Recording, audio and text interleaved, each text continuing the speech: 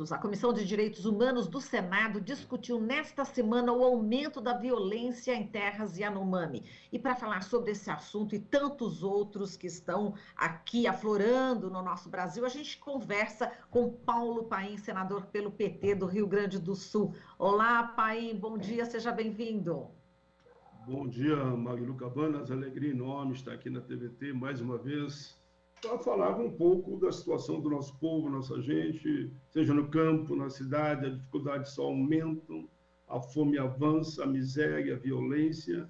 E, claro, o tema de hoje é a questão do povo indígena, que nos preocupa muito, né? Primeiro eu quero enaltecer aqui a luta, a resistência, a bravura da nação indígena, né? Eles que defendem os rios, as águas, que defendem a vida, né? Que defendem o ecossistema e são tão, eu diria, não é só maltratados, é um termo menor, tão agredidos, né? Nesse país com violências como essa que nós estamos falando e que foi fruto do primeiro assunto que foi tratado na audiência pública que realizei essa semana lá na CDH. Sempre repito, Humberto Costa, o presidente, mas é parceiro. Toda vez que tem um tema que ele entenda que eu possa presidir, eu apresento o requerimento e assim eu fiz, junto com a Leila Barros. O presidente é o Humberto Costa, o vice é o Contarato. E nesta audiência, eu destaco principalmente o papel, foram inúmeros, para até citar as entidades que participaram, do jovem líder indígena Júnior Ecurari Yamonami, que trouxe a denúncia na semana do Senado para mim, foi na Câmara também, levou lá na comissão, levou também para a Leila, e que nós provocamos essa audiência pública. Ele disse que é algo, é um terror o que está acontecendo com o seu povo lá no Estado, né? O caso dessas duas meninas, na verdade são duas, conforme ele, os dados que ele deu, que foram atacadas, violentadas e depois do abuso sexual foram ainda assassinadas. Mas isso, ele disse que infelizmente não é o primeiro nem o segundo caso, né? Vem acontecendo de forma, como diz o outro, permanente quase em relação aos povos indígenas. Me lembro que falou ele que, além disso, mais de 20 mil carimpeiros estão atuando livremente naquela região, agredindo, além dos índios, que é o mais grave, que é o ser humano, né? Mas da mesma gravidade é o meio ambiente. Dizer que é um crime organizado, lamentável. O Ministério Público também participou dessa audiência pública e confirmaram esses dados. E eles dizem que eles não têm estrutura, eles estão fazendo de tudo para combater, mas é preciso que haja uma participação mais ostensiva do Estado, né? Chegar a se falar em exército, em polícia federal, enfim, para que essas forças tenham tipo de um mutirão em conjunto para acabar com essa barbárie contra a nossa gente, ou seja, os povos indígenas, né? É uma situação da maior gravidade. O que a comissão, para resumir já essa introdução, o que a comissão tirou? Vamos providenciar, foi aprovado, uma diligência, né? E vamos ver se conseguimos que senadores, deputados, Polícia Federal, porque tem que ir junto, né? Até para a segurança de todos que acompanhem. Eu acho que deveria ter primeiro um evento na Assembleia, chamando as forças vivas daquele Estado, né? Para fazer um evento na Assembleia e depois ver como vai ser o deslocamento até a área onde há o maior conflito.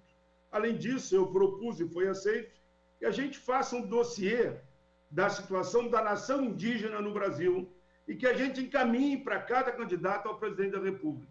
Vamos encaminhar para todos, né? Mostrando que está em defesa do interesse nacional, do interesse do meio ambiente, do interesse das vidas que estão sendo ceifadas nesse momento. E vamos ver qual é a visão de cada presidente da República. O presidente Lula diz que está totalmente à disposição, ele já tem contato, tem conversado muito com a nação indígena. Foi essa a principal decisão, e claro, outras decisões, como outras que vão na linha de fazer as denúncias a nível internacional, mas que já estão sendo feitas essas denúncias, né? A gente sempre, vou levar para um órgão internacional. Bom, isso está sendo feito. Agora nós precisamos conseguir que o Estado entre lá naquela região, né, e consiga efetivamente barrar esse ataque violento às vidas do povo, da nação indígena e ao meio ambiente. Eu diria que uma primeira fala rápida seria isso. Perfeito, Paim. Vamos lá, começando aqui a repercutir, porque tudo acontece de uma maneira muito rápida, a gente, enfim, as notícias ruins, né? Digo, as decisões do governo que são lentas e às vezes, muitas vezes não são tomadas, né? Como é o caso aí dos indígenas Yanomami. Mas a Polícia Federal informou nessa quinta-feira que não encontrou indícios de homicídio e estupro ou de óbito por afogamento na terra indígena Yanomami. A nota, ela foi assinada em conjunto pela FUNAI, pela Secretaria Especial de Saúde Indígena, a CESAI. As investigações, segundo as autoridades, continuam, né? A denúncia do estupro e morte de uma menina indígena Yanomami de 12 anos, que você relatou logo no início, né, para o garimpeiro de Roraima, e desaparecimento de uma outra criança, né, o que parece de 3 anos, que também teria desaparecido ao cair no rio Urariquera, foi feita pelo Júnior Ecurari, né, Yanomami, como você disse, presidente do Conselho Distrital de Saúde Indígena Yanomami. Ontem, antes da Polícia Federal chegar em Araçá, circularam vídeos nas redes sociais que mostravam um garimpeiro não identificado questionando a veracidade dessa denúncia. E também um áudio falando que, entre aspas, a paciência acabou e que também vão responder igual. Enfim, essas são as informações que a gente tem no momento sobre o caso dessa menina e o caso da menina que também que está desaparecida. Como é que você vê esse início das investigações? Quer dizer, a gente tem o depoimento do Júnior Ecurari Yanomami, ele que foi aí no Senado, inclusive, né, nessa audiência pública, e agora a Polícia Federal já dizendo que não há indícios de estupro.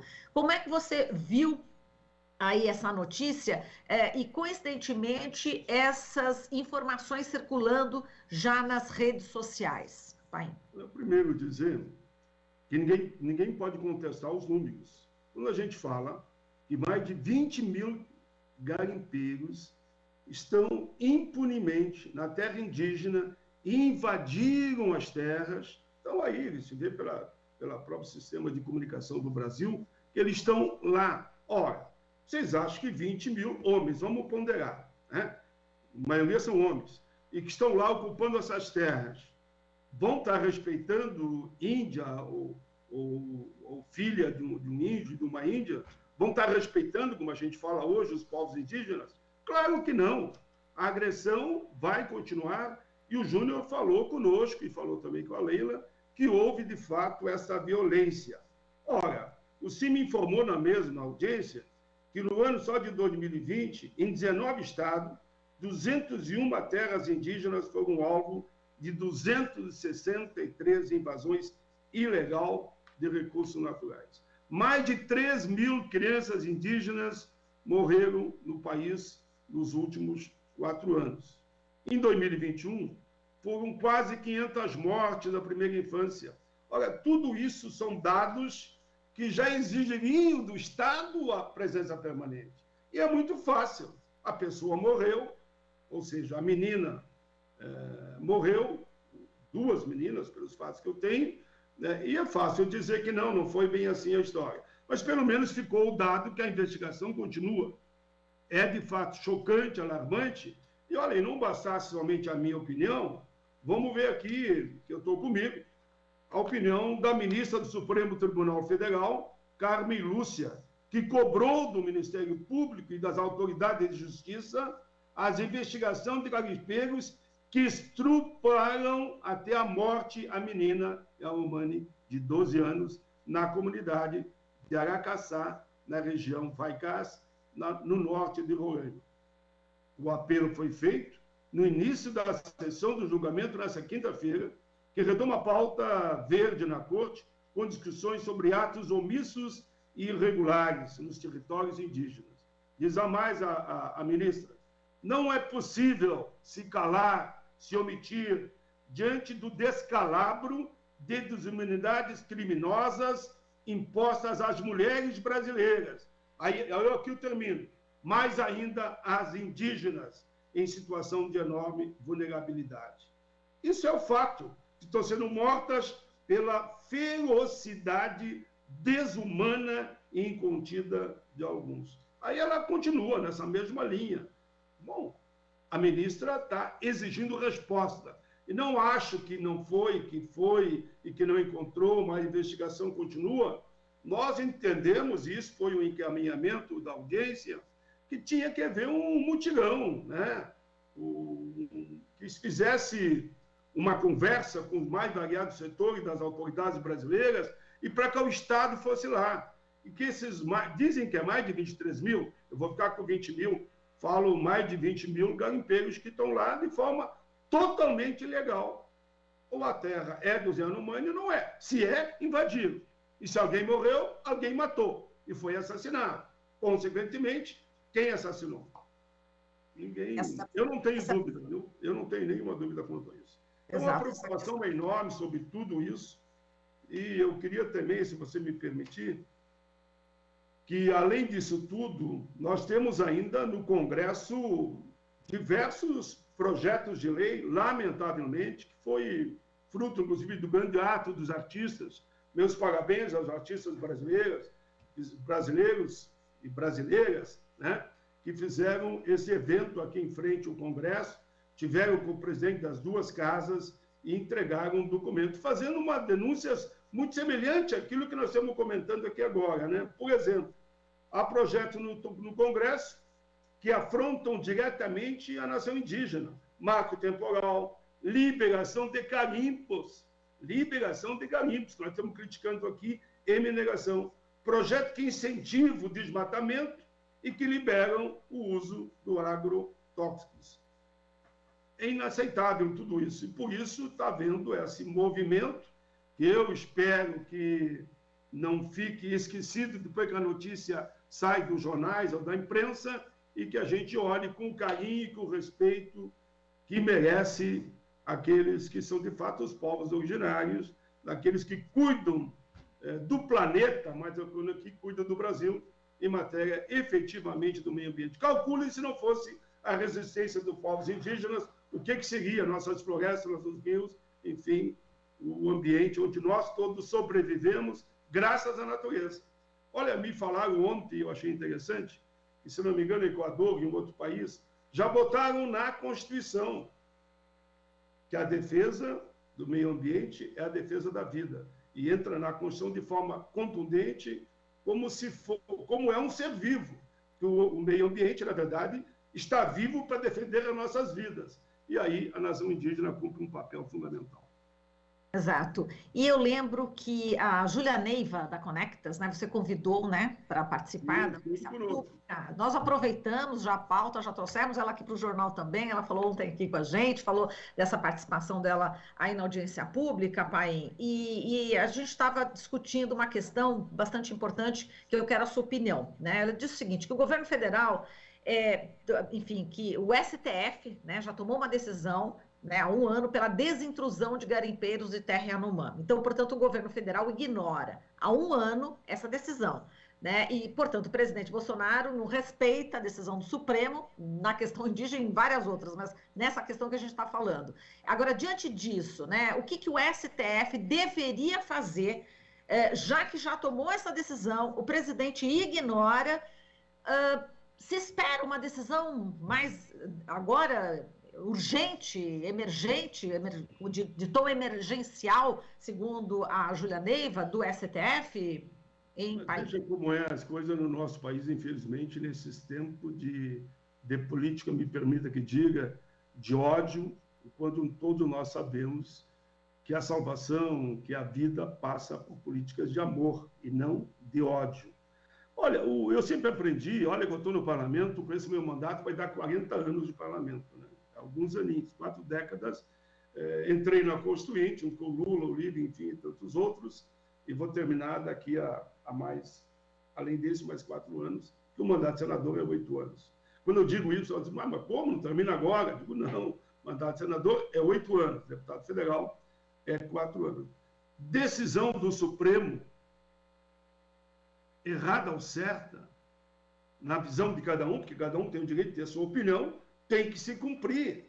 O Supremo já decidiu. Se já decidiu, cumpra-se. E que se tome todas as medidas, além da justiça, de segurança pública, porque é uma segurança pública daqueles que estão atacando a lei de uma decisão maior da instância que é o Supremo Tribunal Federal. Aí é importante o Estado, né? Por isso que a gente busca agora uma mudança nesse país, né? Para reconstruir o país via as eleições, onde tenhamos, então, um presidente que dê orientação devida para as forças de segurança pública para que a decisão se cumpra na íntegra, conforme o Supremo já decidiu. Agora, vamos falar aqui do Supremo Tribunal Federal, que derrubou ontem, né, 3 decretos do governo Bolsonaro sobre política ambiental. Os ministros julgaram uma ação do Partido Rede Sustentabilidade, que pediu a derrubada dos decretos, daquele que exclui a participação da sociedade civil, né, do Conselho Deliberativo do Fundo Nacional do Meio Ambiente, o decreto que, na prática, afastou os governadores de estados da Amazônia Legal, também do Conselho Nacional da Amazônia, e o decreto que extinguiu o comitê organizador do Fundo Amazônia, que implicou aí no afastamento integral da sociedade civil de manifestações sobre o fundo. Como é que você viu essa decisão do Supremo Tribunal Federal derrubando aí 3 decretos do governo Bolsonaro? Olha, foi tão importante essas 3 decisões em defesa da vida e, consequentemente, do meio ambiente, ou, se quiser, do meio ambiente, consequentemente, da vida, mais do que correta, que justa.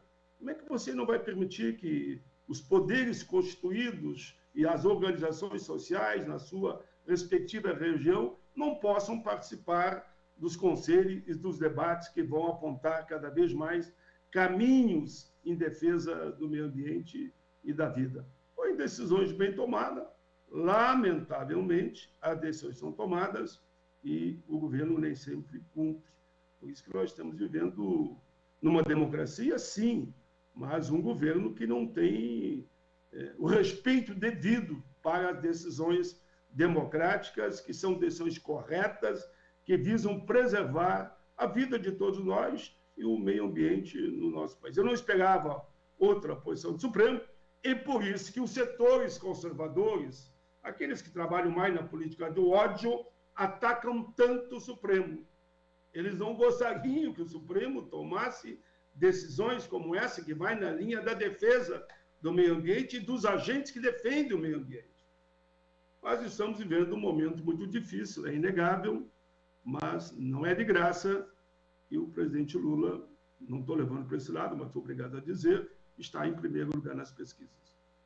E, pai, só para a gente terminar aqui, repercutir também uma notícia aí que repercutiu aí internacionalmente, né? O Brasil foi líder em 2021 na derrubada de florestas tropicais no mundo. O país responde por 40% da derrubada aí registrada, segundo dados da Global Forest Watch, ferramenta da organização não governamental World Research Institute, em parceria com a Universidade Maryland, nos Estados Unidos. Mais uma notícia que realmente faz com que o Brasil fique muito mal visto aí no mundo, pai. Isso aí, o que o próprio agronegócio, como eu digo e outros também dizem, não sou eu, ninguém tem nada contra o agronegócio. Faz parte da estrutura social, política e econômica do nosso país. Mas eles têm que entender, a partir do momento que esses órgãos internacionais cada vez mais condenam o Brasil no respeito às florestas, enfim, às águas, aos rios, aos povos indígenas, significa lá fora o aumento do bloqueio da produção brasileira nas mais variadas áreas, inclusive na área da alimentação e aonde é plantado. Isso é muito sério.